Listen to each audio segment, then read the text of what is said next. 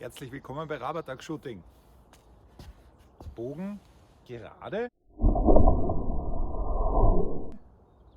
oder neigen, verkanten? Das schauen wir uns heute mal an. Viel Spaß! Eine Frage, die manche vielleicht beantwortet haben, ohne sich jemals gestellt zu haben.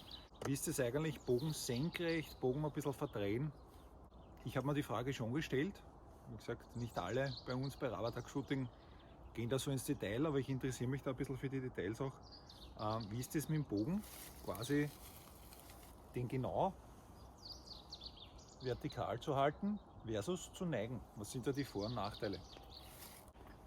Theorie sagt sicherlich, naja gut, je nachdem wie das Bogenfenster ausgeschnitten ist, hat man einen Vorteil, wenn man quasi mehr Sicht aufs Ziel bekommt. Das ist logisch natürlich bei Holzbögen, wo das Bogenfenster nicht so weit ausgeschnitten ist. Andere sagen, gut, bei den Metallbögen beispielsweise oder bei den olympischen Recurves, die ja ein bisschen ein größeres Bogenfenster haben, braucht man das nicht, das sieht man sowieso durch. Also diese Sicht aufs Ziel ist sicherlich das eine und noch abhängig von der Zielsystematik. Was anderes ist aber auch spannend und da werden wir uns vielleicht extra mal mit beschäftigen.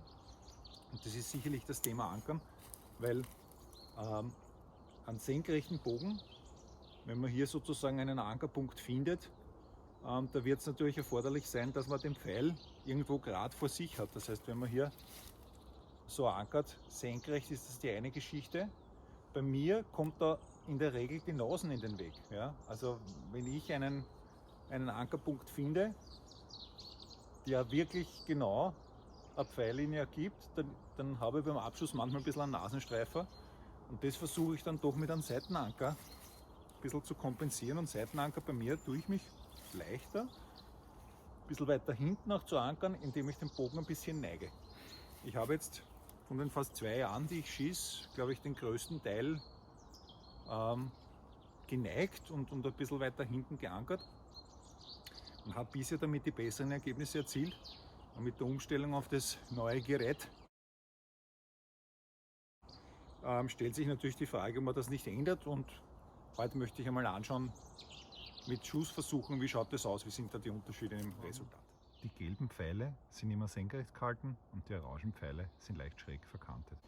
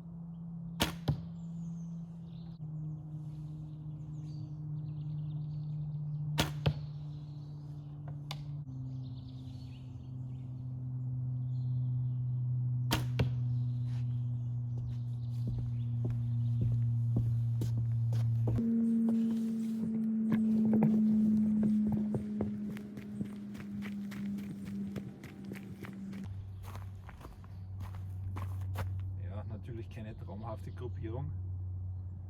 Wie gesagt, Trainingsniveau aktuell überschaubar. Die verkanteten ein bisschen weiter links potenziell, also die Orangenpfeile mit einem schräg gehaltenen Bogen ein bisschen weiter links von der Gruppe. Wir werden uns das noch ein paar Mal anschauen.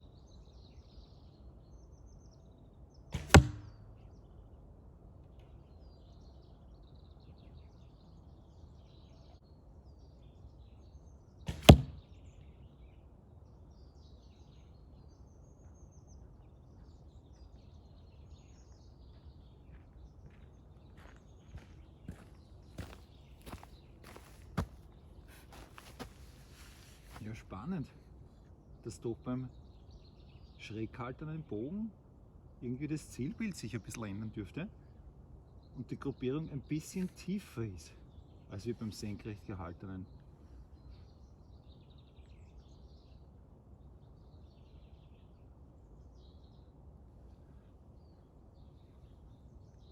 Spannend, was sagt ihr?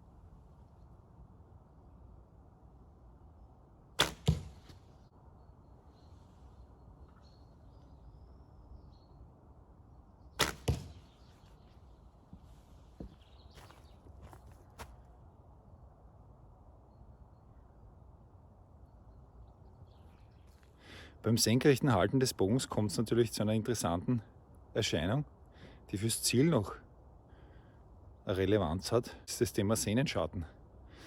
Das ist recht irritierend, wenn man erstmalig wahrnimmt, dass sich da vor dem Auge was abspielt.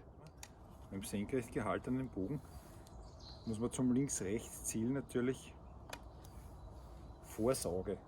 Das heißt, da gibt es einen Unterschied, ob hier die Sehne und der Pfeil vor dem Auge sind oder ob ich mich mit dem seitlich gehaltenen Bogen und dem gedrehten Kopf mit dem Auge über dem Pfeil bewegen kann. Schauen wir mal, ob das von der Seite einen sichtbaren Unterschied ergibt. Senkrecht gehaltener Bogen.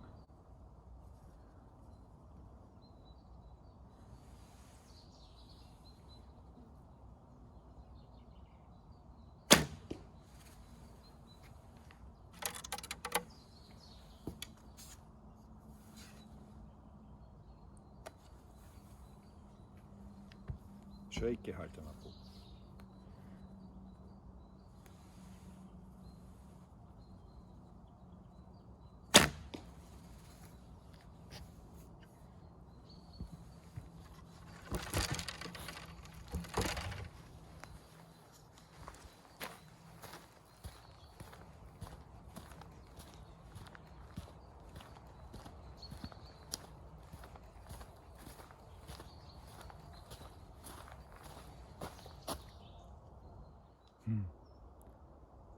Ja, es schaut fast so aus, als hätte Bogen senkrecht oder geneigt keine Riesenauswirkung. Vielleicht ein bisschen aufs Ankern und die Möglichkeit, je nach Armlänge, wirklich in eine Position zu kommen, wo man mit dem Pfeil auch links-rechts gut ausrichten kann. Aber ansonsten, für einen mäßigen Schützen so wie mich, schaut es fast so aus, als wäre es wichtiger, gute Form zu haben. Was denkt ihr? Schreibt es uns bitte unten in die Kommentare. Viel Spaß. Tschüss.